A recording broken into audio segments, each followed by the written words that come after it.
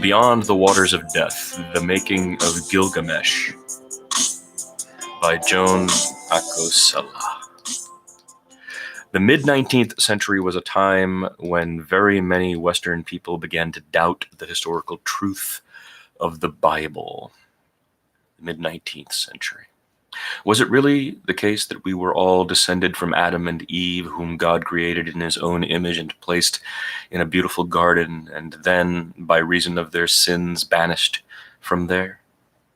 Did their descendants compound their wickedness to the point where God decided to drown them all in a huge flood? And did he, afterward, seeing the destruction he had wrought, make a covenant with one surviving family, that of Noah, promising that he would never again raise his hand against creation? Quote, while the earth remaineth, close quote, he decided, according to the King James Bible, quote, seed time and harvest and cold and heat and summer and winter and day and night shall not cease, close quote. For many centuries, this story comforted people. Though we might sin, we could hope for God's mercy because that's what he had promised to Noah. By the early 1800s, however, scholars from various young fields, geology, archaeology, paleontology, were producing evidence that the Earth was much older than anyone had thought, and that human societies had existed long before the dates assigned to the creation and the flood. In 1859, Charles Darwin, in his Origin of Species, put forth a theory suggesting that human beings might be descended not from Adam and Eve, but from lower animals, things with fur. Not surprisingly, such ideas encountered vigorous opposition. Many scientists and scholars redoubled their efforts to find evidence of the truth of the Bible. Around the time that Darwin was writing his book, a young Londoner, George Smith, who had left school at the age of 14 and was employed as an engraver of banknotes, George Smith, became fascinated by reports of artifacts that were being turned up by explorers in what is today Iraq and sent to England. As David Damrosch writes in The Buried Book, 2007, Smith spent his lunch hours at the British Museum studying its holdings. The staff eventually noticed him, and in 1866 the management hired him to help analyze the tens of thousands of clay shards that had been shipped there years earlier and had been sitting around in the museum's storage boxes. The site they came from was Nineveh, an important city in ancient Mesopotamia. And the reason so many tablets had been found in one place was that they were the remains of a renowned library, that of Ashurbanipal, a king of the Neo-Assyrian Empire in the 7th century BC. When the tablets were first dug up, no one could read the curious-looking script, later called cuneiform, in which they were written. Scholars worked on it for decades. Now George Smith joined the hunt. He studied the shards for around 10 years, and it was he who found the most famous passage inscribed on them, an account of a great flood wiping out almost all of humanity, with one man's family surviving. When he read this, we are told he became so excited that he jumped out of his chair and ran around the room, tearing off his clothes. This ancient document could support the truth of Genesis, or so it seemed to Smith. And to others. In 1872, when Smith presented his findings to the Society of Biblical Archaeology, even William Gladstone, the Prime Minister, was in attendance. The discovery became front-page news across Europe and the United States. Soon, London's Daily Telegraph gave Smith a grant to go to the region to see if he could add to his findings. Within days, he hit pay dirt, a shard that appeared to complete the flood story, and the British Museum financed 2 further trips for him. On the second of these, he died of dysentery in Aleppo at the age of 36. He never lived to understand that, in fact, he had not proved the truth of the Old Testament with his clay tablet. Both flood narratives could have been descended from older sources, quite possibly fictional. He had done something else, though. He had discovered what was then, and still is, the oldest long poem in the world, Gilgamesh.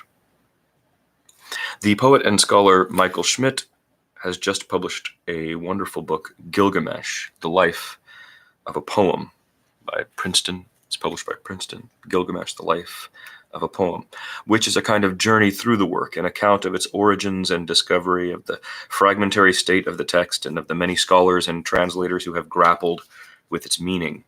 Schmidt encourages us to see Gilgamesh not as a finished, polished composition, a literary epic like the Aeneid, which is what many people would like it to be, but rather something more like life. Untidy, ambiguous. Only by reading it that way, he thinks, will we get close to its hard, nubbly heart. We meet Gilgamesh in the first line. He is the king of Uruk, a splendid high-walled city in the southern Mesopotamia. His mother was a goddess and his father a mortal. Accordingly, he is a fine specimen of a man, 11 cubits or 17 feet tall, and 4 cubits from nipple to nipple. He is not an exemplary ruler, however. He wearies the young men of his city in athletic contests, and when they marry, he insists on the droit de seigneur. He, not the groom, spends the wedding night with the bride. The people of Uruk complain to the gods about Gilgamesh's behavior, and in response, the mother goddess, Aruru, pinches off a piece of clay, and from it fashions a new person, Enkidu, to be a friend to Gilgamesh and to distract him from his bad habits. Enkidu is a giant too, though not as big as Gilgamesh. In the beginning, he is much like an animal. His body is covered with hair. He runs with the gazelles and drinks with them on all fours at the waterhole. But he has human intelligence. He regularly releases his animal companions from traps.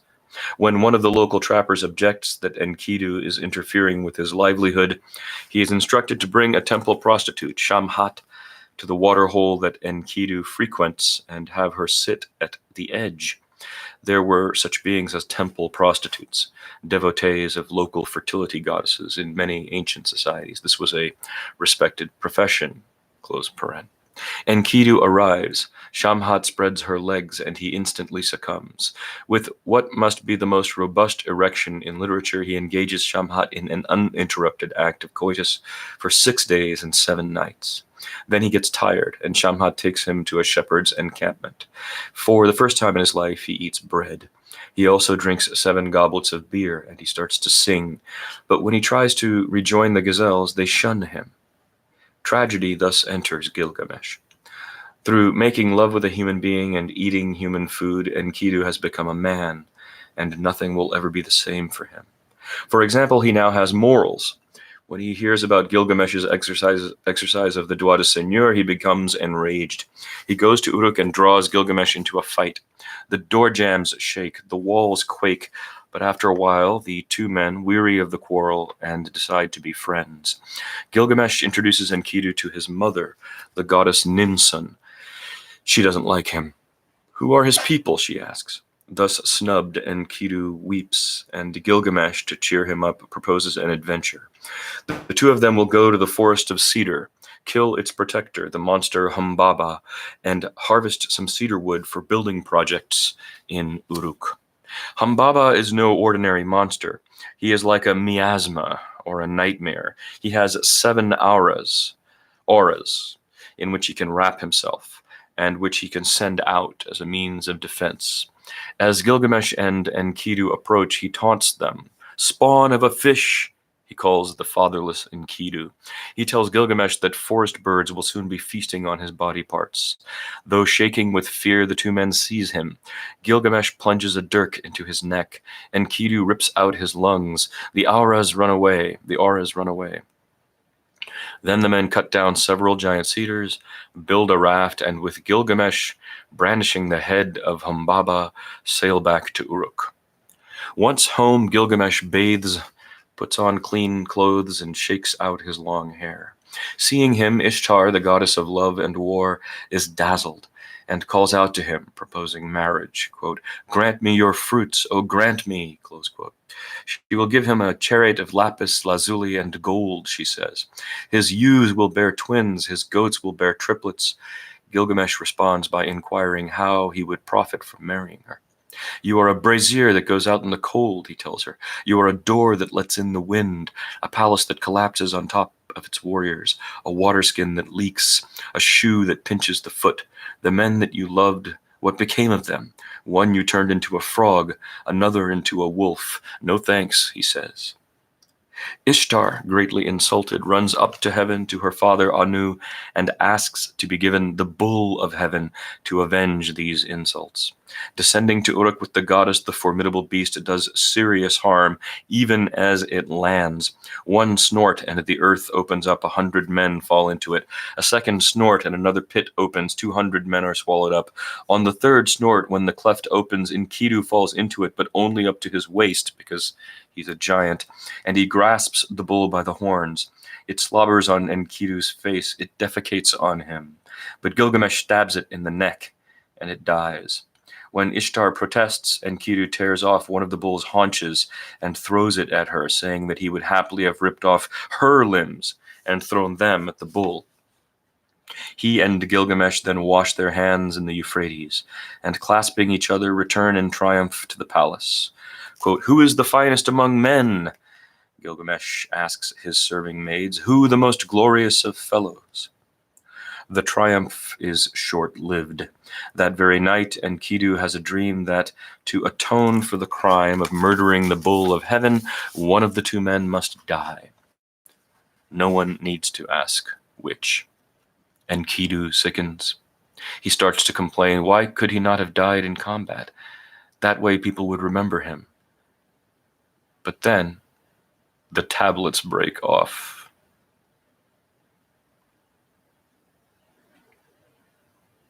As Michael Schmidt writes, Enkidu has, quote, some 30 so far silent lines to bid his beloved Gilgamesh goodbye and perish, close quote. There was a real king called Gilgamesh, it seems, or at least his name appears in a list of kings compiled around 2000 BC, and he probably lived in the first half of the third millennium BC.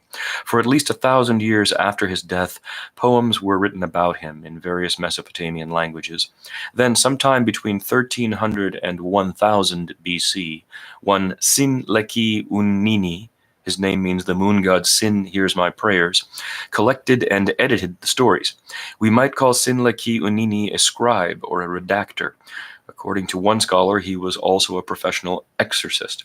What matters is that he pulled together the Gilgamesh poems that he had at hand, and adding this and deleting that and attaching a beginning and an end, he made a unified literary work in his language, Akkadian. This composition is what Assyriologists call the standard version of Gilgamesh. It was incised on 11 tablets, back and front, with roughly 300 lines on each tablet. We don't have a complete copy of Sin-Leki Unnini's tablets. Through the actions of time, wind, and above all war, Nineveh, with Ashurbanipal's library, was attacked and destroyed by neighboring forces in 612 BC. A great deal of the text was lost. Some of the holes can be plugged with material from other Gilgamesh poems, but even once that has been done, important sections are missing. Of an estimated 3,600 lines, we have only 3,200, whole or in part. Translations often supply ellipses where text is missing and use italics and brackets to mark varying degrees of conjecture. Furthermore, the thing that we are looking at after the insertions is a patchwork of texts created at various times and places in what are often different, if related, languages.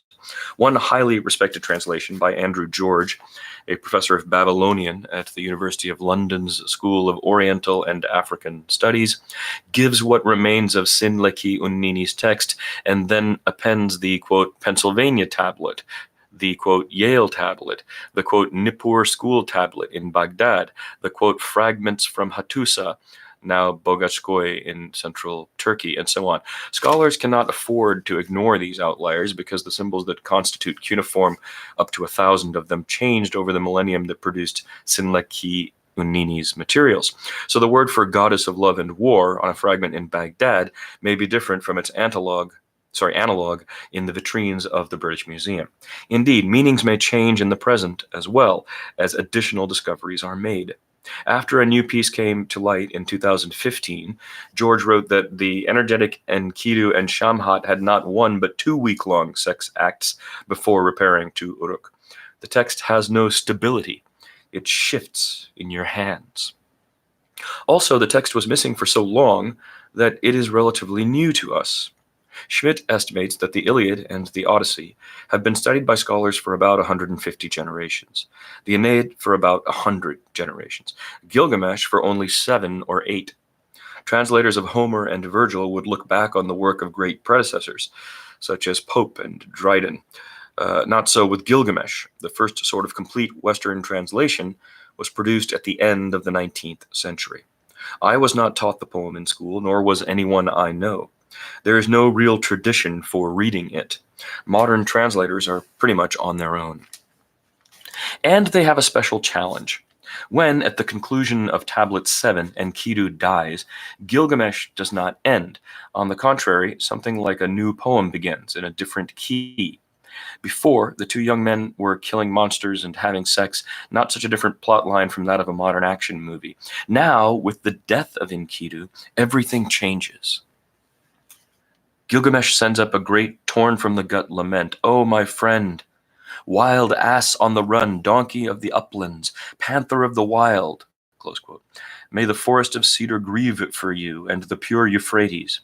He calls for his craftsmen, forge master, lapidary, coppersmith, goldsmith, and orders Enkidu's funerary monument. Quote, "Your eyebrows shall be of lapis lazuli, your chest of gold." Close quote. For 6 days, Gilgamesh cannot bear to leave his watch over the body. Finally, a maggot falls out of one of Enkidu's nostrils. That appalling detail is recorded again and again. The poets knew its power. Seeing it and understanding accordingly that his friend has truly been turned into matter, into dead meat, Gilgamesh is assailed by a new grief. He too must die. This frightens him to his very core, and it becomes the subject of the remainder of the poem. Can he find a way to avoid death? He flees Uruk and clothes himself in animal skins. First he goes to the mountain where the sun rises and sets. It is guarded by 2 scorpions. Gilgamesh explains to them that he is seeking Utanapishti, the one man he has heard who became immortal. The scorpions grant him entry to a tunnel that the sun passes through each night, but if he wants to get through it, he must outpace the sun. He starts out, and in utter enfolding darkness he runs. He can see nothing behind him or ahead of him. This goes on for hours and hours. In the end, he beats the sun narrowly, emerging into a garden where the fruits on the trees are jewels. A carnelian tree was in fruit, hung with bunches of grapes, lovely to look on. A lapis lazuli tree bore foliage in full fruit and gorgeous to gaze on. To me, this is the most dazzling passage in the poem. The engulfing darkness in which Gilgamesh can see nothing for hours. He is just an organism in a hole, and then suddenly light, color, beautiful globes of purple and red hanging from the trees. God's world made for us, or so we thought. Gilgamesh does not linger in the garden. He at last finds Utanapishti, the man who gazed on death and survived. Gilgamesh wants to know, how did you do this? Unhelpfully, Utanapishti explains, quote, "No one at all sees death. No one at all sees the face of death. No one at all hears the voice of death. Death so savage who hacks men down. Ever the river has risen and brought us the flood, the mayfly floating on the water. On the face of the sun its countenance gazes. Then all of a sudden, nothing is here." Nothing is there, sorry, close quote. Utanapishti now tells Gilgamesh the story that made George Smith take off his clothes. We might have done the same, for Utanapishti's tale is far more blood-curdling than the one in the Old Testament. Like Noah, Utanapishti was warned of the coming catastrophe, and he ordered an ark to be built. The bottom of the hull was 1 acre in area, with 6 decks raised on it, and the vessel seems to have been cube-shaped. Once the ark was finished, Utanapishti and his family and all the animals he could lay his hands on, and whatever craftsmen he could summon, boarded the ark. Before he sailed, he gave his palace and all its goods to the shipwright, an ironic gift since the palace and its goods, and presumably the shipwright too, would be destroyed the next day. Utanapishti continues, quote, "At the very first glimmer of brightening dawn, there rose from the horizon a dark cloud of black, and bellowing within it was Adad, the storm god. The gods Shulat and Hanish were going before him, bearing his throne over mountain and land. The god Erakal was uprooting the mooring poles. Ninurta, passing by, made the weirs overflow. The Anunnaki gods carried torches of fire, scorching the country with brilliant flashes. The stillness of the storm god passed over the sky, and all that was bright then turned into darkness. He charged the land like a bull on the rampage. He smashed it in pieces like a vessel of clay. Even the gods took fright at the deluge. They left and went up to the heaven of Anu, lying like dogs curled up in the open. The goddess cried out like a woman in childbirth." Close quote. These last lines are what everyone quotes. How thrilling they are, with the gods bent over, howling in the skies, and the storm shattering the earth like a clay pot. In the end, the rains stop, and Utanapishti's ark, like Noah's, gets snagged on a mountaintop. He and his fellow survivors disembark and repeople the earth. For suffering this ordeal, Utanapishti and his wife were granted immortality, but he suggests no one but they can live forever. Then he relents and gives Gilgamesh some tests whereby he might cheat death. Gilgamesh fails. They are silly tests, and he fails in silly ways. The poem is not perfect. Utanapishti's boatman takes Gilgamesh home. When they arrive in Uruk, Gilgamesh tells the boatman to climb Uruk's city wall. Quote, "Survey its foundations, examine the brickwork. Were its bricks not fired in an oven? Did the 7 sages not lay its foundations? A square mile is city, a square mile date grove, a square mile is clay pit, half a square mile the temple of Ishtar, 3 square miles and a half is Uruk's expanse." Close quote. A few commentators interpret these words as a statement of consolation. We should take comfort in our achievements on earth and accept the inevitability of life's ending. With the poem in its present state, however, such a case is hard to make. Having read the lines above, which form the conclusion of Tablet 11, as translated by Andrew George, we turn the page and find not a Tablet 12, but a brief note informing us that what is often presented as the ending of Gilgamesh, it describes the conditions of the underworld where Gilgamesh after his death will reign, is not part of the epic at all. According to George, it is a fragment from an older poem tacked on to supply an ending.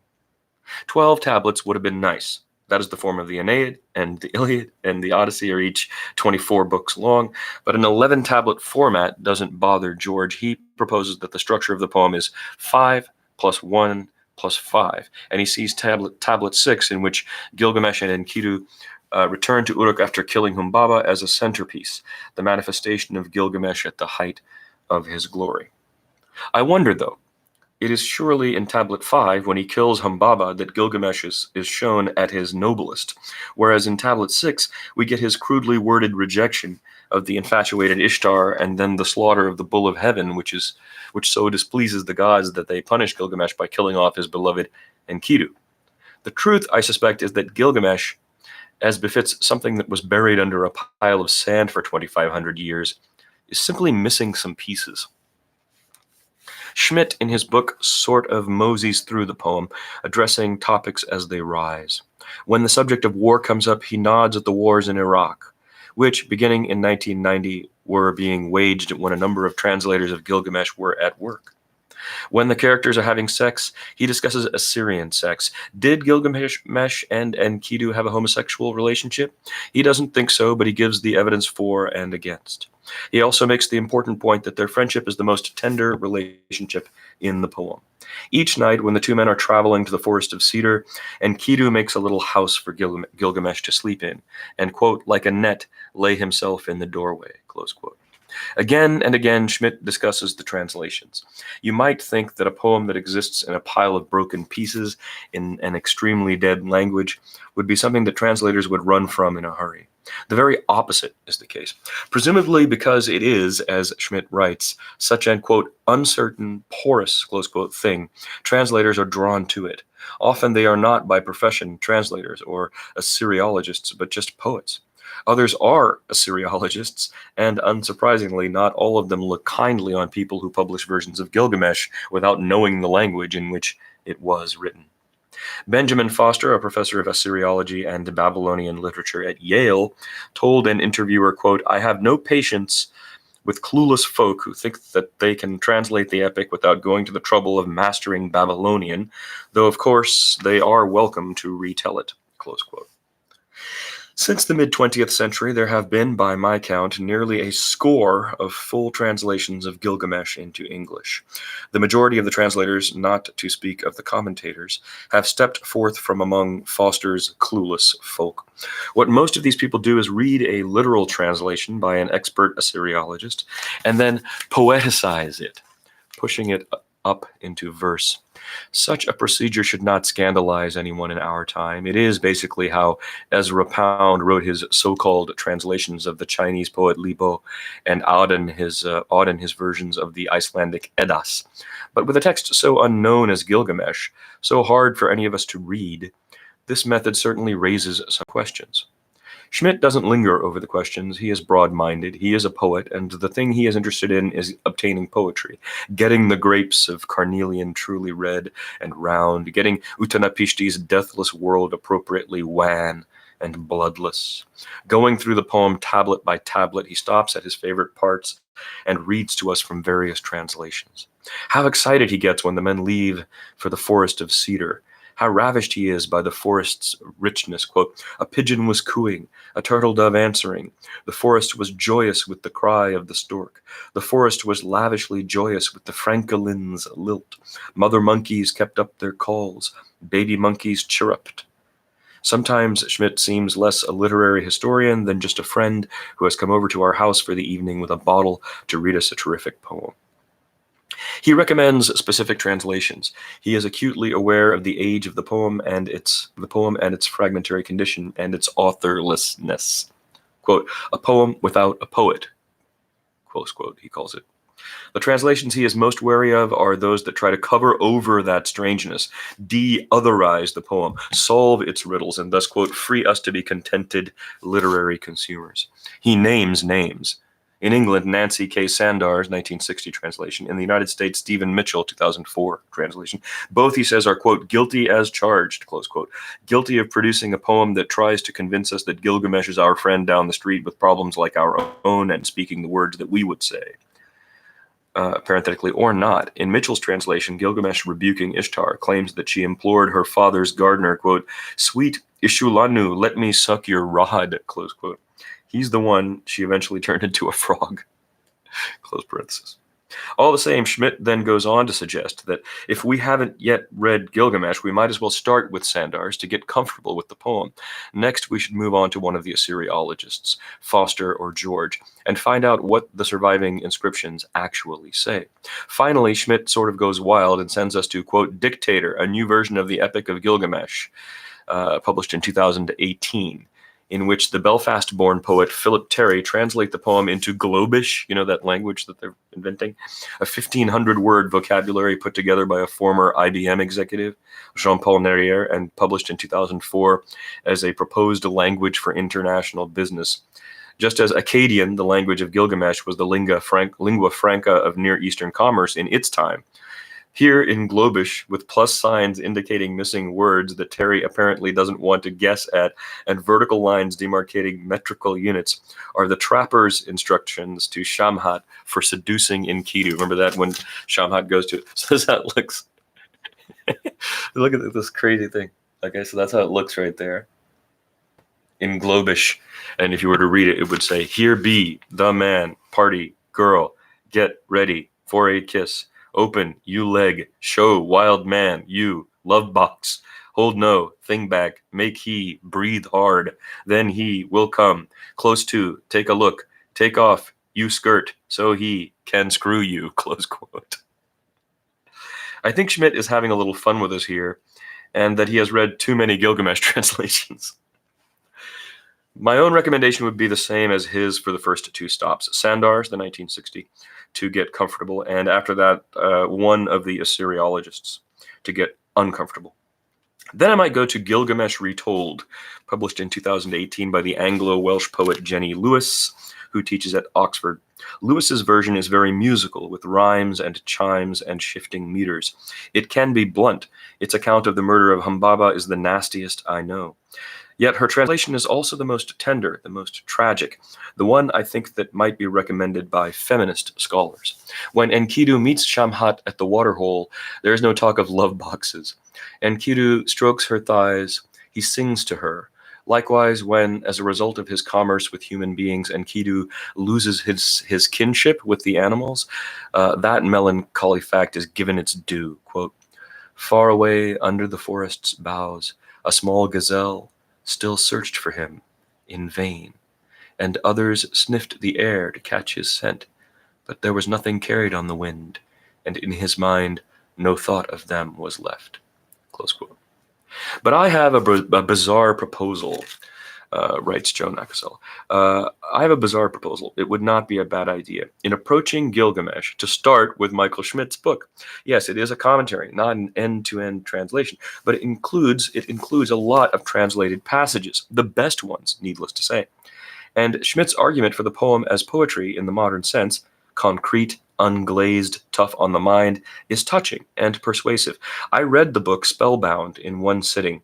Like Gilgamesh, it's short, less than 200 pages. Schmidt has emotions about these ancient tablets. When you handle one, he tells us, quote, especially the apprentice copyist's tablets that fit in the palm, almost as if we were shaking hands with the original scribe. The sensation of living contact can be intense. The fine-grained river mud was rolled and patted into shape, sliced, lifted to the eye, and in dazzling sunlight of a scribal courtyard, under supervision, the cuneiform figures were incised. Close quote.